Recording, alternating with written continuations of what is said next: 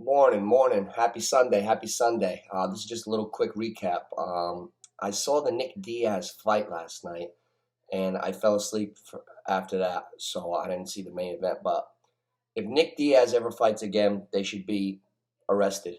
I'm going to be quick about this because I want to talk about football. Nick Diaz's hands were going super slow. He looked like Muhammad Ali at the end. His reflexes were off, and he's only 38 years old. I'm 3 times faster than him, just fucking around. Not saying I could beat him, but I'm just saying you could just see in the reflexes and everything, he's gone. They can't let him fight anymore. Over for Nick Diaz. And please, how many fucking thousands of shots is Nate Diaz gonna take to the head? These kids are not gonna be able to talk in 10 years. How's that gonna look for the UFC? We see it with fighters because boxing's been around for 100 years. UFC's it just got legalized in New York 4 years ago, 5 years ago. It's brand new. I didn't like what I saw last night at all. And boxing should be ashamed of itself that I didn't even know that Anthony Joshua, the heavyweight champion of the world, was fighting in Europe yesterday at 3 o'clock in the afternoon.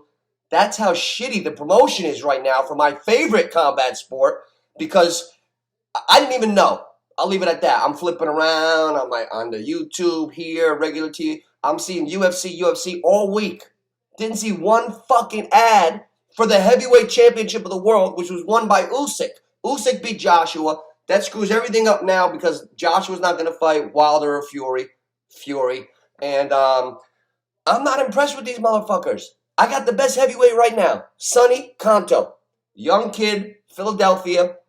Real good fighter. I'm going to get into a whole piece on Sonny Conto very soon. He's an up-and-coming heavyweight. He's about 10-0, knocking motherfuckers dead. Knocking them dead. Speed of a middleweight, right? Speed. You ever see a kid 6'5", 230 that doesn't look like a big guy? Like, you would think the way he moves, if you weren't close, you would think that he was a 175-pounder. And he's got tricks. I don't want to say too much, but he's got good tricks. You could tell he's been schooled by some of the very, very best. And Philadelphia boxers, come on, we know about Philly. We all know about Philly.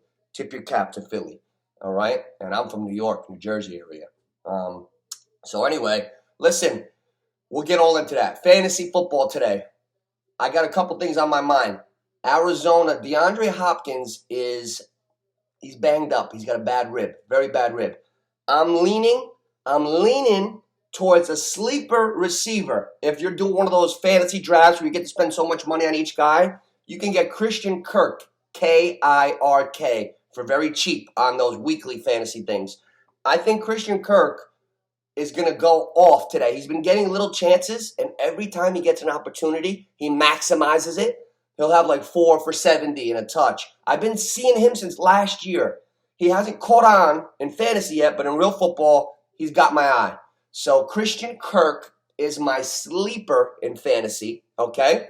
And then my obvious guy, if you're going to spend on a guy who I'd go for today, one of the stars, DK Metcalf, Seattle. Why?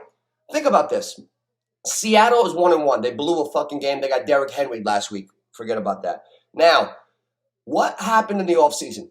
Russell Wilson was complaining, I got hit too much. Yeah, you're scrambling around like a little fucking propeller. Scramble around for 14 seconds. You're going to get hit a lot. But think about this. Okay, what's Seattle done this year? Shit. They've been playing more careful. They're trying not to get him hit. They're the 28th ranked offense in the NFL after 2 weeks. What's that tell me? They're going to open it up today. They're playing Minnesota. Let's throw it the fuck around. Let's have 68, 70 total points. Seattle's going to throw that rock around today and open up. And we're going to see MVP candidate Russell Wilson from last year, which leads me to believe DK Metcalf is going to 6'3", 260, 4'3" them all over the fucking place. DK Metcalf is your obvious fantasy guy today. Your sleeper receiver is Christian Kirk. Nick Diaz should never fight again. Boxing, get your fucking game back right and start promoting these fighters. And if you don't know anything, if you like boxing, it's coming back, start listening to me. I'll bring back the boxing, all right? And don't forget that name, Sonny Conto, Conto. That's your next heavyweight champ. That's my pick.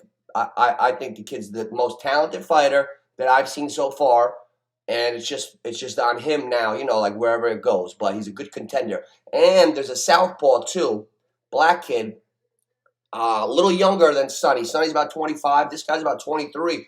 Another good heavyweight. I gotta get his name. He's the other guy that caught my eye. Southpaw, young, pretty good, but he knocked out a beefcake guy that it looked like more like a football nose tackle than a boxer. So I got to get a better read on him when he's facing another guy that can fight.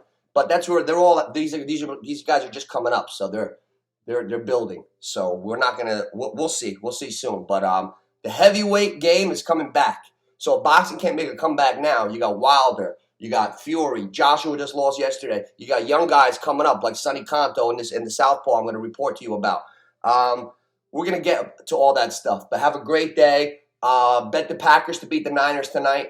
Aaron Rodgers, California kid going. And let's have some fun. Giants, Jets, let's get a win. Let's get a win. Somebody bring a win home to the metropolitan area today.